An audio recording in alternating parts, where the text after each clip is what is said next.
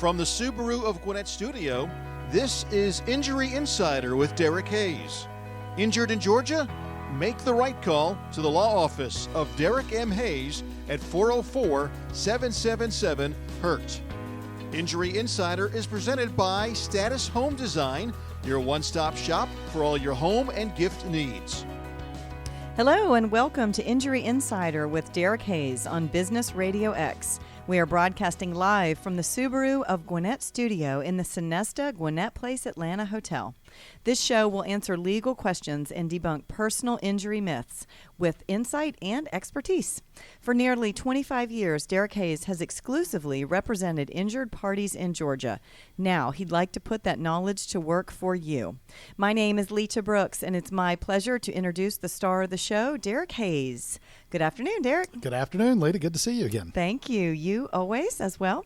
Before we begin, a quick reminder that Injury Insider is brought to you by Status Home Design, your one-stop shop for all your home and gift needs, and by the law office of Derek M. Hayes.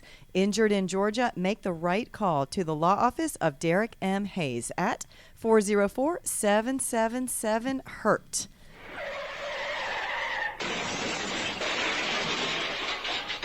All right, let's jump right in. Well, you and I were talking before the show about your main topic that you want to discuss today. I think that a lot of your listeners have heard the phrase negligent security. I know we've probably touched on it here and there, but I'm not sure that everyone really knows what it means when it comes to personal injury claims. So let's start with the basics. I'll start with the basics. Well, I'm going to kind of give you the layman's term for negligent security and the layman's definition. Very simply, negligent security claims occur when someone is injured on the premises of another where the owner of the premises did not provide a safe environment to protect their guest from criminal activities occurring on the or around the premises where the person winds up being injured because of the criminal activity. Really, there are two statutes in Georgia that address this directly. One is OCGA 5131, which talks about the duty an owner or occupier of land has to an invitee. If you remember, we've talked about that statute before in the slip and fall cases, which are also called premises cases. Also 5132, which is the duty of the owner of the premises to licensees. So we've talked about invitees, we've talked about licensees, but these are the same statutes. It's just applying those to the facts of a negligent security case. So they apply in both places. Sure. Correct? And negligent security cases, think of areas like, for example, apartment complexes, hotels, shopping malls, a convenience store, maybe a gas station, parking decks. That's another one, or parking lots. But today I want to start with a story about a negligent security case that didn't arise in any of those locations. Instead, it rose at Six Flags. Okay, and for our listeners that are following us nationwide and they don't know what Six Flags is. Six Flags over Georgia is a major amusement park. It's a company that owns several throughout the country. I've been to the one in Texas. I know they have them, I think, in maybe Virginia and a few other locations. But Six Flags is a major tourist attraction here in Metro Atlanta. Lots of roller coasters and thrill rides and those kind of things. But this story specifically occurred at Six Flags back in 2007. And the events, and we'll talk about the facts in a second, led to a case that went all the way to the state Supreme Court here in Georgia that really more clearly defined negligent security claims.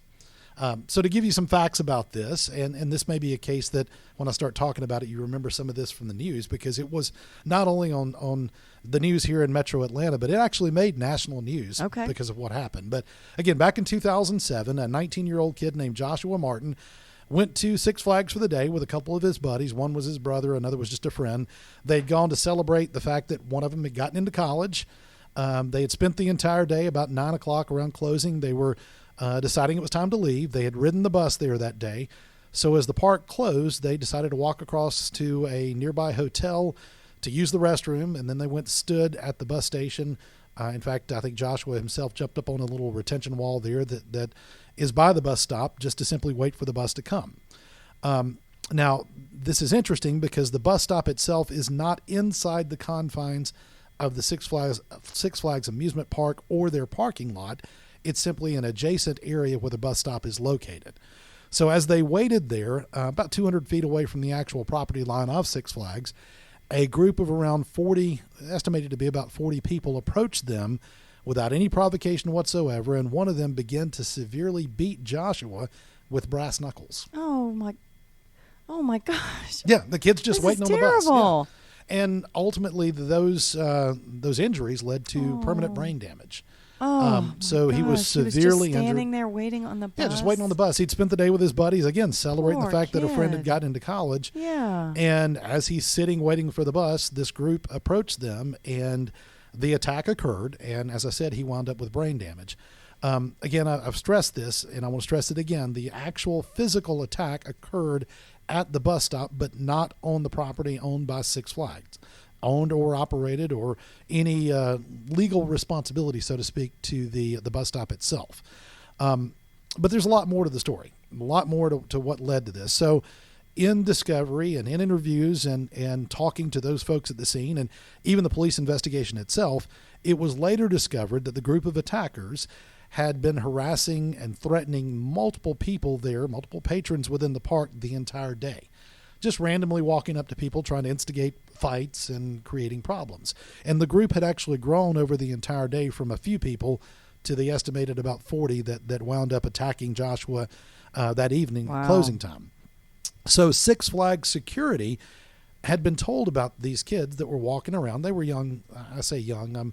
I think the oldest may have been mid-20s and even into the early teens. Six Flags security had been told about them threatening other guests, and they had been warned, these people are saying they're going to be waiting for us in the parking lot. They're very intimidating. And so they had what we call actual knowledge. And I'll talk more about that later when we discuss the law. But Six Flags had actual knowledge of the inherent danger of these, for lack of a better term, these thugs walking around threatening people within the park. And so because of that, they didn't do anything. They allowed them to stay in the park. They didn't kick them out. Nothing was done to try and eliminate the threat or to avoid potential problems arising later. So when the confrontations inside the park against all these people happened, interestingly enough, Joshua and his friends were not known to be any of those that had been approached in the park during the day. So these, when this attack occurred later that night, they were complete strangers to them. Okay. They had never encountered each other, never talked or had any coarse words with each other during the day. So as some of the patrons left Six Flags that evening, because this group was still congregating around the exit to Six Flags, this group of bad actors, Six Flags security wound up escorting many people out to their cars into the parking lot. So there was some concern there, and the fact they escorted people kind of, again, imputed that knowledge on them. Sure, it shows that there was a fear and a threat. Sure, and the bad group continued to roam around the outside of the gates, even into the parking lot, kind of looking for a victim, you would think, based on their actions. They found Joshua. Mm-hmm. They were just looking for trouble. I mean, there's no other way to put it. And so as the group continued to roam around, they wound up encountering Joshua as he was there on the wall. And as I said, they approached him and attacked him and beat him severely with brass knuckles, causing brain damage. Oh. So a case was eventually filed, and as the case went to the state court in Cobb County, the jury wound up ruling in his favor. Additional evidence came in at the trial. In fact, an off-duty police officer that investigated this found out that this was an area around Six Flags and inside Six Flags that was known for lots of gang-like group activities within the park itself. And gang-like activities including tagging inside the parking lot or around the parking lot. And here's an interesting one. There were gang tags inside the men's locker room for the employees at Six Flags. So when you say gang tags, we're talking spray paint on the wall. Okay. So spray paint on the walls inside. Okay, I know you I'm looked at me looking like at you blankly, like, am It's I just supposed to know terminology what that that you hear, means? right. I don't. So they were literally tagging walls inside the men's locker room for employees at Six Flags. There were also known to be many Six Flags members or employees that were affiliated with gangs, to the extent that some of the group of 40 were seasonal employees of Six Flags who were with this group. So they weren't on the clock at the time. They weren't working, but they were part of the group instigating trouble inside the park. And they were also clearly some of the ones that may have tagged the men's locker room. All of that came out in the actual trial. Now, The trial itself in 2013. Now, remember, this occurred in 2007. Okay. So by the time it went to court and went through the jury, it was 2013. The jury returned a verdict of $35 million for Joshua. Wow.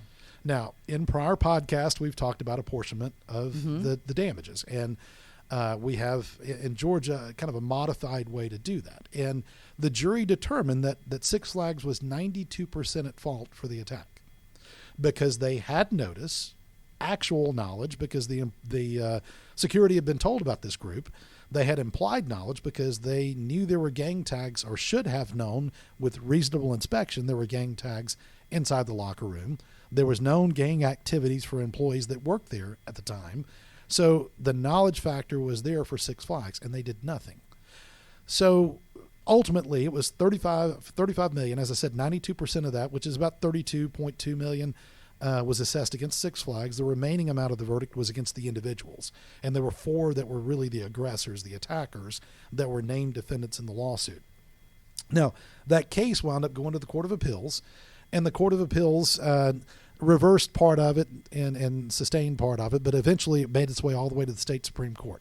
Okay. And the argument really was the fact that this attack physically occurred off of the property owned by Six Flags. Okay. As I've stressed many times, this was not a Six Flags bus stop. This was a bus stop that was about 200 feet away from the Six Flags property. Do we know if it was a Six Flags bus? No, not a Six Flags bus. MARTA. Just MARTA a bus station. Yeah, okay. Yeah, MARTA is, for those that aren't here in Metro Atlanta, it's the transit bus system that carries people all around Metro Atlanta and into the suburbs. So it was a MARTA bus station. So these guys, these 3, were just simply Going waiting on home. the MARTA bus Sure. to go home. Right.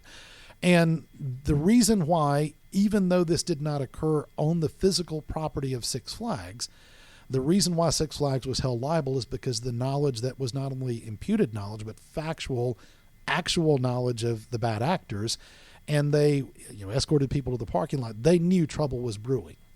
And it imputed on them a responsibility, a duty owed to anyone that would be threatened by this. They allowed this to continue to escalate throughout the entire day. And so Joshua and his buddies, who had left Six Flags, who were simply waiting on the bus, should have been protected by the security, or warned at least of the dangers of that crowd and that known gang activity, the threats that had been made throughout the day. Six Flags did nothing at all to protect them. So the attack occurred, and as I said, he wound up with severe brain damage. So again, the case itself went to trial in 2013. It took until 2017 before it made it to the state Supreme Court, and the state Supreme Court ruled on it. And they did uphold the underlying verdict of $35 million, with a little over 32 assessed against Six Flags. Wow. I mean, I feel so bad for the kid, for his family. We've gone to Six Flags all the time, and I don't want that to put a bad taste in my mouth and anyone's mouth, but it's just such a gut-wrenching story to hear, right? Yeah. It could have happened to anyone. Right. And Six Flags tried to, wash their hands, so to speak, of the situation by saying, well, they weren't on our property. Nah, they left. They weren't here anymore. They were at the bus stop. And the court ruled, no, that's not going to insulate you from the problem that was started, not only inside your park, but in the parking lot. And also, too, I pointed this out as well, some of that group of 40 were seasonal employees of Six Flags. Now, they weren't on the job at the time, but again, the gang activity was clearly well known to Six Flags, and nothing was done to eliminate that. So before your story, you had given us some more examples of places, the apartment complex, hotel, convenience stores, parking decks. So if you're talking about someone being the victim of a crime, the story with Joshua at Six Flags, or really anywhere else, how can the owner of the property be held liable? I know you've hit this answer, but go through it again, because a lot of us are small business owners. I am a small business owner, right? So when someone else commits the crime and injures a person, and it happens at one of these type of locations. Yeah, good point. And it's not the employee of the business. It's a criminal, someone who comes onto their property and commits the crime. And as you're saying, how can they be held liable for the criminal acts of someone they don't control? Well, the simple answer is it comes down to knowledge. We've talked about it, like I said before, that there's a tremendous requirement of proving knowledge in many personal injury claims. As a refresher, I said this before, there's actual knowledge, there's constructive or implied knowledge. There are three basic elements to proving a negligent security claim, and you're going to hear knowledge in this. Number one, you must prove the legal owner or owners of the property, who that is. You've got to show who had the responsibility. Walmart, grocery stores, Publix, Kroger, whatever. You've got to show who the legal owner is of the property. Next, you've got to prove that the property owner knew or should have known the potential for injuries to happen but did not take necessary steps to prevent it. And when I say injuries occurring, I mean from criminal activity, actual criminal activity in the area. And number three, you must prove that the premises had insufficient security at the time. Another way to sum it up is to say that the criminal act must have been foreseeable by the landowner or the business owner. In fact, Georgia courts have found that criminal acts are foreseeable in a variety of circumstances where there's substantially similar crimes that previously occurred there or crimes that occurred near the premises. You mentioned two things just now that I want to clarify a little bit more. First, you used the phrase insufficient security, and then you referred to foreseeable criminal acts. All right, let's start with insufficient security. What does that mean, and who determines whether the security is sufficient? Sure. Well, insufficient security means that the security steps taken by the landowner or the business owner were not sufficient enough to protect anyone coming onto their premises for lawful purposes. Someone, again, think about shopping in a grocery store or Walmart, whatever. And some examples of the steps they could take to secure their property would be fences, locking doors or access doors, gates, depending on the height of the fence or the height of the gate, that could be pulled into issue. Keypad entries where you put in a key code to get in, window bars. You kind of walk a fine line with those metal bars on windows because you also, too, have to allow an ability to escape from a fire, for example. Mm-hmm. So there's a fine line you walk there. Also think about security steps involving cameras, maybe motion sensor lights or additional street lights in the area. If it's a very dark neighborhood or business area and the streets aren't well lit, well, that's something that you can also do on your own. Add street lights. Security guards or even off-duty police officers. Those are all ways to enhance the security around your property. And ultimately, to answer the second part to that question about insufficient security, it's a determination that must be made by a jury in an eventual trial. The jury's going to hear all the facts, the evidence, and the testimony about what security was provided, but it's going to be a question for them to answer whether or not that security was sufficient based on the circumstances surrounding that neighborhood or that area where the business was. So it's the job of the plaintiff's attorney to prove that there was insufficient security. And it's the job of the defense attorney to allege, well, yeah, there was sufficient security. And then the jury has to determine whose side they're going to fall on with that one. I wouldn't want to be on the jury. Yeah, you would. No, I don't know. I don't want to make these decisions. Well, as an attorney, I can tell you I'll never be picked for a jury. No attorney would ever pick another attorney to be on their jury. I'd rather be the attorney. I've said many times on your podcast, I feel like I'm getting my legal education here, and I'm going to stick with that. I don't want to be on the journey.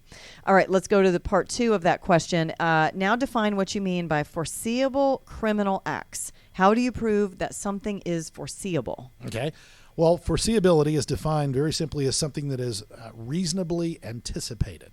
Okay? Okay. Think about that. Reasonably anticipated. Well, first, remember that a business owner owes a duty to protect its customers while visiting their business. We talked about duty before. Mm-hmm. You owe a duty. If you breach the duty and someone is harmed, well, that's the makings of a tort, a personal injury claim. A tort is a harm against someone else. That's not criminal in nature. Sure. We've talked about that not even being criminal, but with injuries and negligence. Sure. A car wreck claim, a slip and fall, a dog bite, whatever. Right.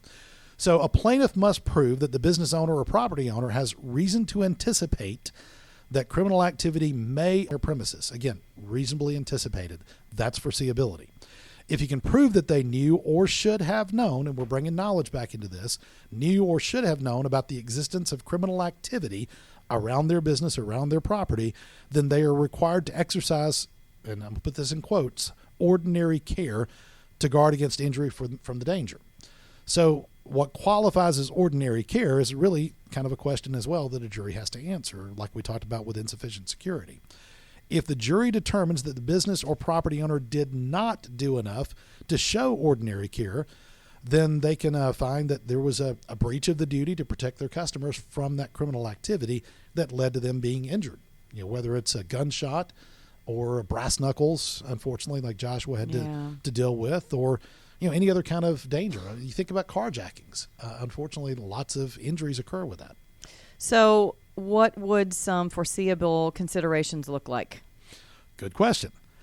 Think about these questions as you're, considering whether or not there's sufficient security, whether or not this would have been foreseeable. Were there any security lights in the parking lot or the surrounding outside areas that weren't working?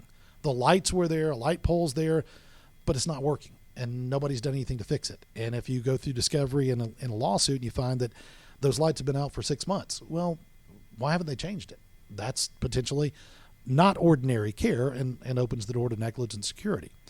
Were the areas that needed the lighting, were they too dark without the lighting? Should more lights have been added if they were still too dark? Adding lights is not a problem at all. It's a very inexpensive fix to light up the dark areas that can lead to criminal activity.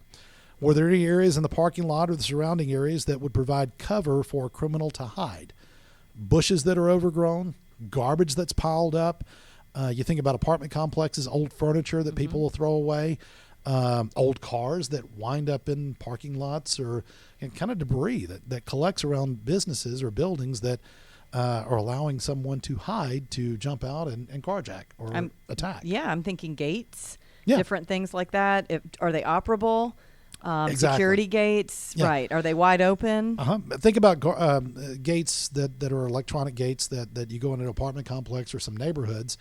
If that gate arm stays open way too long, it allows more than just the one vehicle to come in. Sure. So somebody could be parked in a parking space by the gate waiting for a resident to come home. The resident goes in, the gate stays up. Well, they're going to floor it and get through there. Sure. Happens I don't all think the of time. myself as a criminal, but I'll sneak through any gate. Yeah, I mean, right? Right. It's easy sometimes. Right. If I'm coming to see my friend. They live in a guarded or a gated neighborhood with a dial, what I mean. a Yes. keypad, and you've got to Yes. dial them, and you're not sure if you're going to get them. Well, they may be out in their backyard or on their deck. Well, it's easy. Just follow that other car in. Absolutely. But again, if that arm stays up too long, then that's potentially not ordinary care and could lead to a foreseeable criminal act. Are there multiple entrances to the parking lot around the building? If there is a fence, is it in disrepair? Is the gate broken? Are parts of the gate pushed over, the fence pushed over? Are parts missing? Are there any cameras in the parking lot or around the building? Are those cameras working? Are those cameras recorded? We talked about this in a prior podcast. There are lots of security cameras in lots of places that are there and they're working, but they're not recording for whatever reason. So it's a live video feed, but you can't go back and capture it if you've not recorded it up until then. Are there security guards? Are they walking around the premises? Are they wearing uniforms? Is it 24 hours? All those things you have to think about when you're talking about negligent security. And really it comes down to the criminal activity in the area. If I open a store and I find out in researching the area where I'm going to build my store that the crime rate there is 30 or 40 or 50% higher than another area, well, that's going to potentially fall in a high crime area, and it's going to require me to employ a much greater security force, again, whether it's people or cameras or lighting or any of those things. And I could mention a few others. Think about the crime rates during the days as opposed to the crime rates at night. Do you need to add security at night? Or is it early morning the crimes occur typically in that area? It's research you need to do. And is it a kind of business that by nature tends to attract criminal activity? Think about a bar, a liquor store, an apartment complex, nightclubs. Some of those are those that tend to bring in a more criminal, a little more criminal activity than some other ones may. Again, things to think about. Visible broken windows, broken doors. All those things are things that can be ordinary care issues that would lead to foreseeability of criminal activity to occur. It all comes down to knowledge. Sure. Oh, absolutely. Right? Because I'm thinking about, if let's say you inherit a business or the area that your business is in that you've had for 20 years, the area declines and is not as safe as it once was, however many years ago that you started your business. It doesn't mean that if something happens on the property that you're automatically at fault. It means that a jury is going to determine Right. if A you jury took gets to all determine. these steps, and that's it all comes down to what did you know and did you take the right steps? Sure. Think about it. If you're out of town, you're out of town for work, you're out of town for vacation, and you go online and you pick a hotel based on it's patrolled, it's gated, it's close to downtown, it's close to an area you want to be on your vacation or on your business trip. They're generally not going to give you criminal statistics on their website. Right. That's not what they want to tell you They need about. money. They need Right, exactly. revenue. So you go to a hotel out of town, you're not familiar with the area at all, you check in and you see some very sketchy things going on in the parking lot, and it turns out there is a propensity for crime to occur in that area, a history of crime. Then it's on the property owner to advise you, warn you, educate you, explain to you, look, you don't want to leave anything in your car. I know you're a guest here and we want to take care of you. That's why we have fences. That's why we have gates. That's why we have a security patrol guy out there looking at the area. So think about crimes that would lead to someone being injured in those areas. An armed robbery, assault, battery, burglary, mugging, even horrible things like rape. Yeah. Rape cases are many times going to lead to negligent security claims. Sure. An apartment complex or any kind of business where, again, unfortunately, criminal activity happens and they don't warn or advise you about what's going on. I'm thinking, unfortunately, a college campus. Yeah, You yeah, know? absolutely. And if there's an employee that you bring onto your business, and you don't do a proper background check, and that employee is known to have had convictions for rape or armed robbery or attempted murder, whatever it may have been, and you bring them onto your staff and they injure someone while working for you in your business, well, that's an easy claim because they're employed by you. That goes back to respondeat superior we've talked about in a prior we have podcast. talked about that. We're talking about something different, though. Right. We're talking about someone who's not employed by you, who comes onto your property, Sure.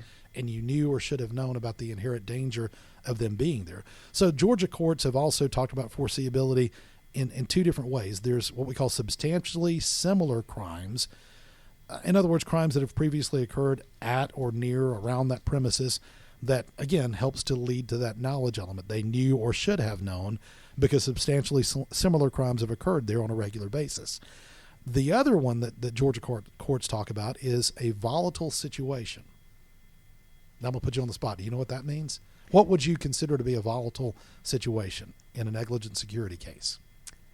Well, I'm thinking of a disgruntled customer, somebody wreaking havoc, right? You nailed it. Somebody coming in and just being very irate, Yeah, you or nailed a it. group of people, something like that. Right, and there's a case on point, in fact, that it's almost exactly what you just described. Good Old Days. Good Old Days was a restaurant/bar here in Metro Atlanta. There was a case, Good Old Days, Yancey was the name of the plaintiff. Basically a restaurant, nightclub, bar, whatever you want to call it, but Good Old Days was sued because Yancey was attacked and brutally beaten there inside the Good Old Days premises. And so Good Old Days claimed, well, it's a criminal act. We had no control over the situation. We didn't know what was going to happen.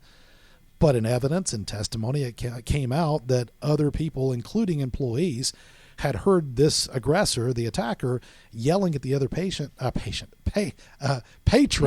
Yes, there we go, loudly for about 4 or 5 minutes. So this attacker had been screaming and yelling, verbally assaulting the eventual victim for 4 or 5 minutes, and Good Old Days did nothing about it to deflect or to calm down a very volatile situation. So when the attack actually occurred, Good Old Days could have prevented it, and it came out in testimony, and they were held liable in a negligent security case. So it's the kind of claim that, it's facts determine whether or not there's a case there. Facts are that important, really, in any case. But as an attorney, it's my job to investigate, to talk to people that were there that night, to go back and look at crime statistics in the area when someone comes to me with a potential negligent security security claim. I've got to find out what the crime stats are for that business specific. If there are 10 calls a month for, say, for example, prostitution occurring in a hotel or armed robberies in the parking lot, and it's gone on for a long, long time and nothing's been done about it, Well, that's that path you walk down to be able to prove a negligent security claim. If I find that there's an area where cars are broken into, it doesn't have to be necessarily a physical attack, but they can also be held liable for some of the property crimes.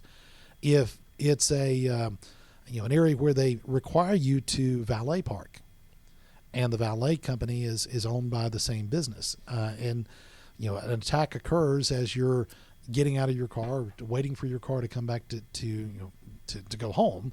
But also, too, if your car gets vandalized or something happens. So there are all kinds of derivatives that come from this. But lots of examples. It's my job as the attorney to investigate, talk, go out and inspect the scene myself, talk to the investigating officers, go back if there are prior crimes, find those victims. What happened to you?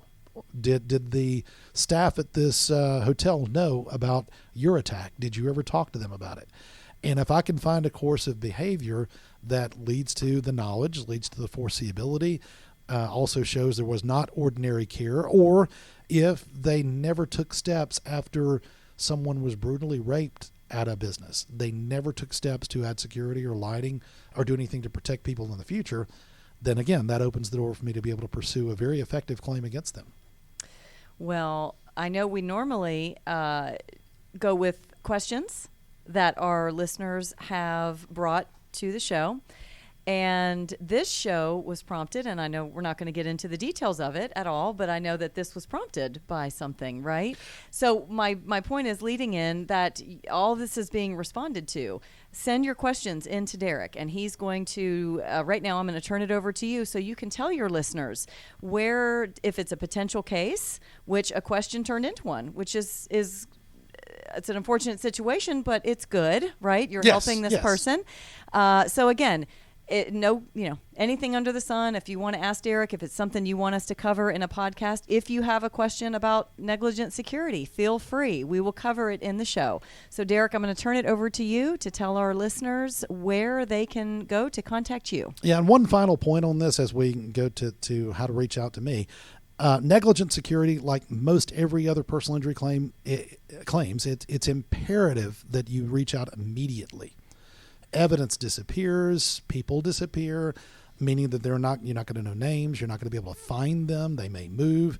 The aggressor, the criminal, the one that was responsible for the attack, may get a plea bargain, and it prevents them from being able to testify about certain parts, or they're not going to testify or not going to talk to you. There are all kinds of investigative things that need to be done immediately after you've been injured because of criminal activity on a business property or in their parking lot, or as I said, any of the areas around it. So it's imperative that you reach out immediately if you think you have a claim. Now, how to reach me? My website is Derek, DEREK, the letter M as in Matthew, Hayes, HAYS.com. So DerekMHayes.com. On my website, you can see the podcast tab. You can click on there and submit a question for me to answer in a future podcast. Just give me your name. That's all I need to know, and I'll address it and directly answer your question with general answers. I can't give specifics. Also, too, you can reach out to me through my my website if you have a potential claim, and you can go a little more in detail. It's a different tab to give me the basic facts of your claim. I will be the one to call you. I'll be the one to respond, discuss it with you. And again, the initial consultation is free. If I can help you out, I'll be glad to do so. You can also go to my Facebook page, Law Office of Derek M. Hayes, Instagram, Law Office of Derek M. Hayes, or Twitter. You can find me on any of those social media sites as well as my website. My phone number is 678-225-0970. That's my main number, or 404-777-HURT.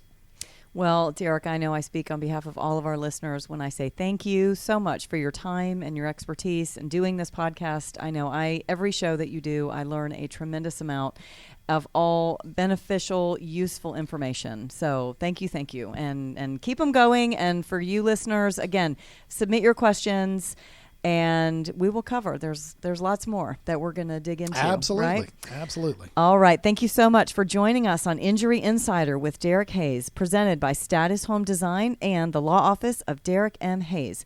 Don't forget that you can enjoy any of our episodes anytime by visiting businessradiox.com, selecting the Gwinnett Studio, and then clicking Injury Insider with Derek Hayes. This program is also available on your favorite podcast app. Until next time, for Derek Hayes, I'm Lita Brooks, and you've been listening to Injury Insider on Business Radio X.